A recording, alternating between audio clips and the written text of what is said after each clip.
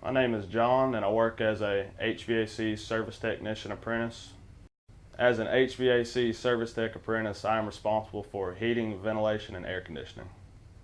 On a typical day, I may do anything from changing filters to cleaning coils. That means evaporator coils, condensing coils, check capacitors, clear drains, test the amps on certain wires to go into stuff, checking all kinds of stuff. Or I may get a service call. I got to go out somewhere and see why a unit isn't cooling or see why someone doesn't have heat.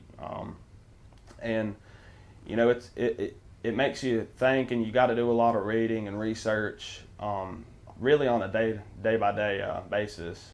I work for an industrial and commercial heating and ventilation and air conditioning company, and in that there's other crews that work with us that are responsible for setting these units, and a lot of the times it requires, sometimes up to 8 people, a crane. There's a lot involved in it.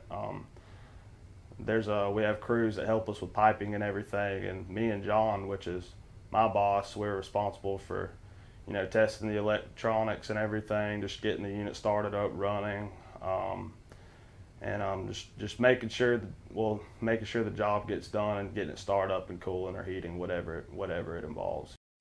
On some of the smaller jobs we go on, a lot of the times we will have to set and pipe up the units and everything, which is it's really no different from doing it as to commercial and industrial size package units. It's just the units are split. You'll have an evaporator inside the house, which is your air handler, your blowers in that part of it, and then your condensers outside. Well, you run the wires and the pipes to each and get them all working right and everything, and that's more of the residential stuff, but we tend to not do a whole lot of it. Troubleshooting is a lot to do with my job, and troubleshooting can be hard at times. Luckily, I have someone I can call to kind of help me, walk me through it. I would say the stress level and source of stress kind of depends on what type of job it is, when the job has to get done.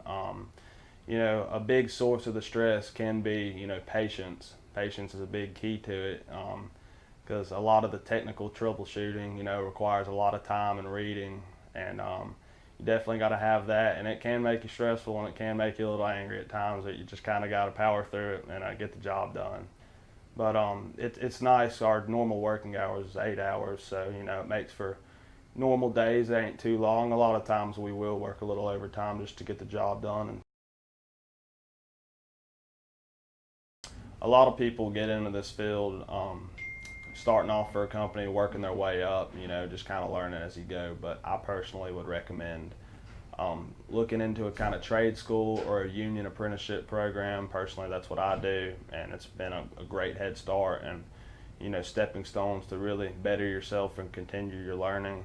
And it gets you prepared and just really helps you out in life. The programs are generally a combination of coursework and on-the-job training.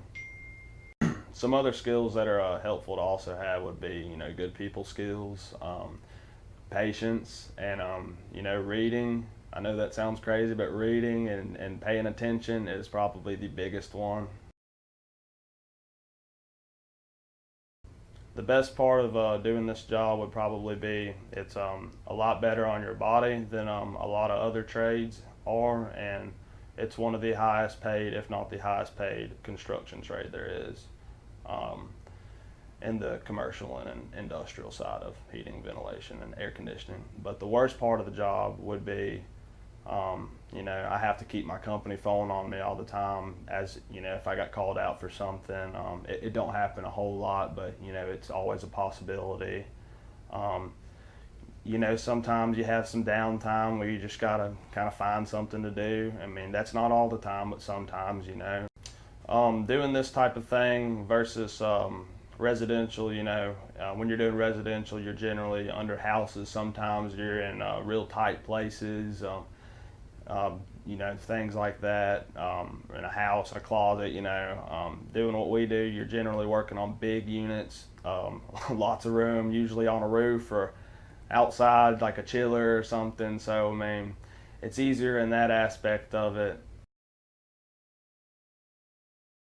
my final advice would be for anyone looking to go into this trade, just explore all your options, look into any information you can, maybe get a summer job in a residential company, you know, even doing being a laborer, anything from doing duct work to installing the units. All that stuff just really gets you a good head start. And you know, try to learn as much possible, especially the electrical aspects of it, because there's a lot of that.